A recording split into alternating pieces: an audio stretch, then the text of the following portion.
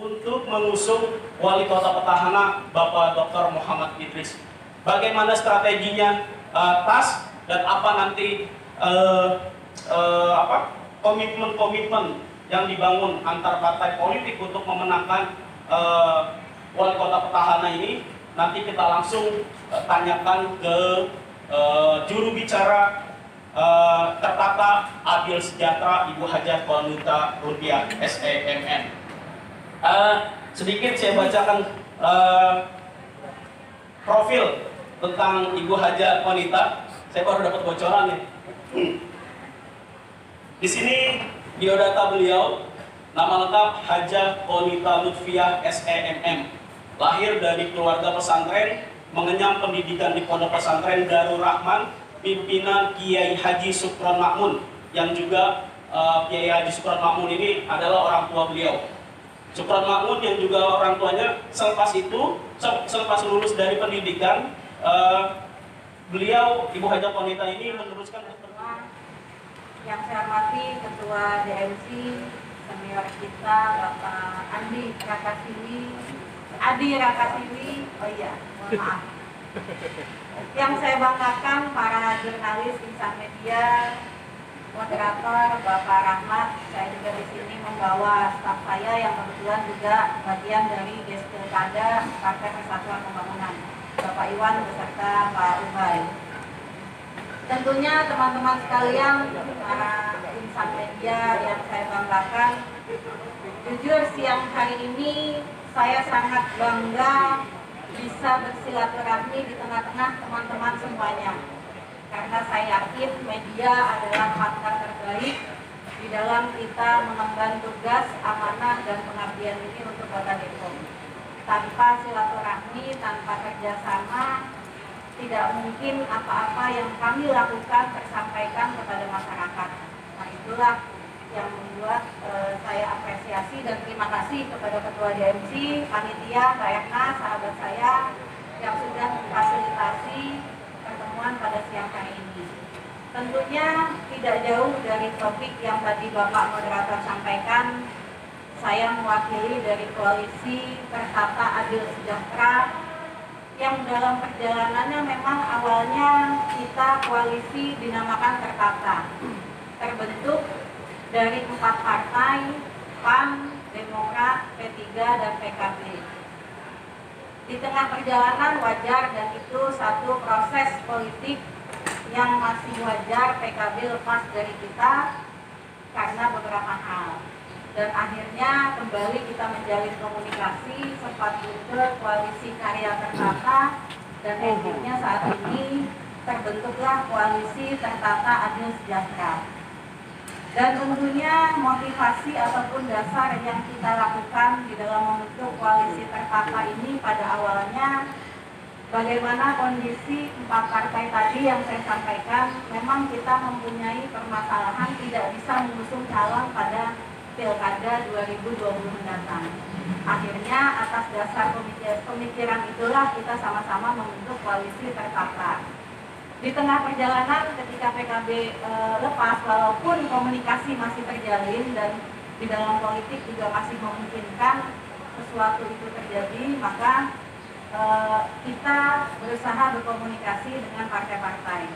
Munculnya koalisi Tertata Adil Sejahtera dengan PKS karena memang dalam proses perjalanan PKS adalah partai yang merupakan yang paling intens membangun komunikasi kepada koalisi Tertata ini secara struktural partai, dan kami di sini meyakini itulah keseriusan daripada PKS. Bukan dengan pengusungan incumbent Pak Kiai Idris, itu memang sudah awal menjadi bagian dari pembahasan kami dari awal terbentuknya Tertata. Sampai akhirnya belum lama kita di lokasi di Tapos, kita juga mendeklarasikan pas mendukung Pak Idris. Dan selanjutnya dasaran kita mendukung karena memang kita melihat di antara calon yang muncul itu semuanya baik, tapi tentunya kita punya pilihan yang terbaik di antara yang baik.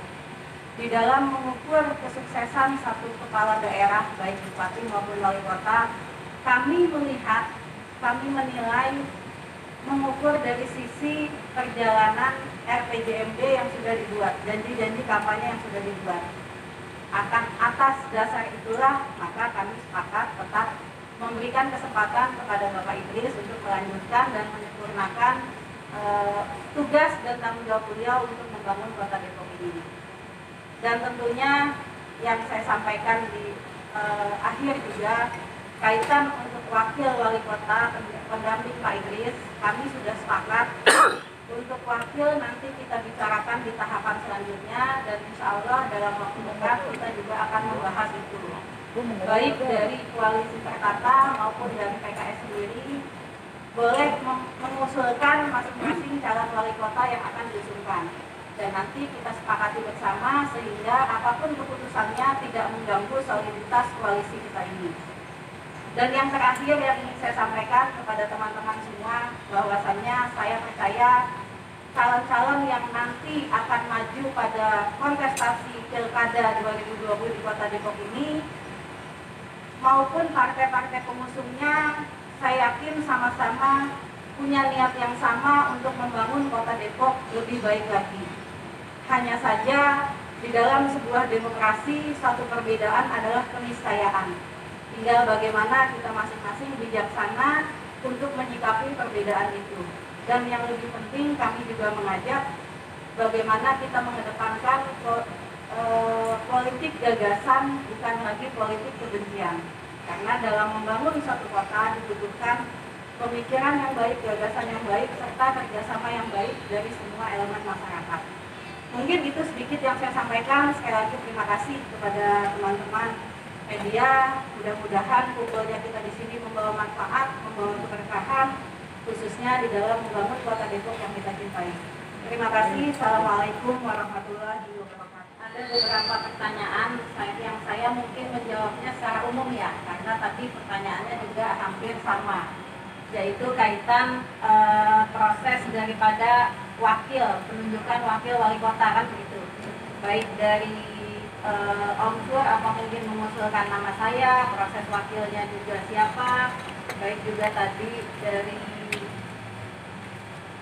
Bang Irwan ya, kaitan juga wakil juga. Intinya adalah kalau untuk mengusulkan nama saya itu sebetulnya sudah final, karena memang saya tidak berkeinginan untuk maju. Dan ini juga sudah saya sampaikan ketika yang pertama kali ya Bang Adi mengundang saya sebagai calon wakil wali kota. Waktu itu memang saya menolak karena memang saya tidak berpikiran untuk maju, kan begitu.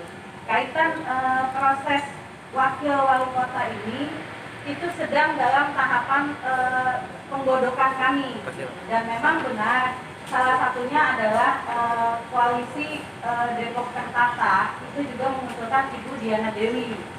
Ini juga menjawab pertanyaan tadi, kalau di sana ada perempuan, kita juga sebetulnya punya mengusulkan calon dari perempuan, kan begitu. Dengan pertimbangan tadi juga ada pertanyaan sosok wakil itu kan yang kita minta itu, kalau Pak Idris sudah tahu lah rekodnya selama ini seperti apa. Nah memang menentukan wakil ini juga gampang-gampang susah kita lakukan, karena betul-betul wakil ini harus bisa melengkapi daripada wali kota nantinya. Salah satu kami mengusulkan Bu Diana Dewi juga karena latar belakang beliau yang pengusaha, diharapkan mungkin bisa memberikan terobosan atau pemikiran-pemikirannya di dalam membangkitkan ekonomi yang ada di Kota Depok. Kalaupun masuk juga yang seperti teman-teman ketahui, usulan-usulan dari PKS ya, ada dari 3 kadernya itu, ada Pak Imam Budi, ada Bu Farida, ada Pak Hafiz. Itu juga ada pertimbangan-pertimbangan tersendiri, karena mereka-mereka itu juga adalah seorang politisi yang sudah malang melintang di Kota Depok. Dan saya yakin ketika mereka pun yang terpilih juga bisa melengkapi tugas ataupun tanggung jawab daripada Pak Wali Kota. Mereka sudah jauh lebih tahu kondisi Depok, dan mudah-mudahan ini juga memberikan perubahan, kan begitu.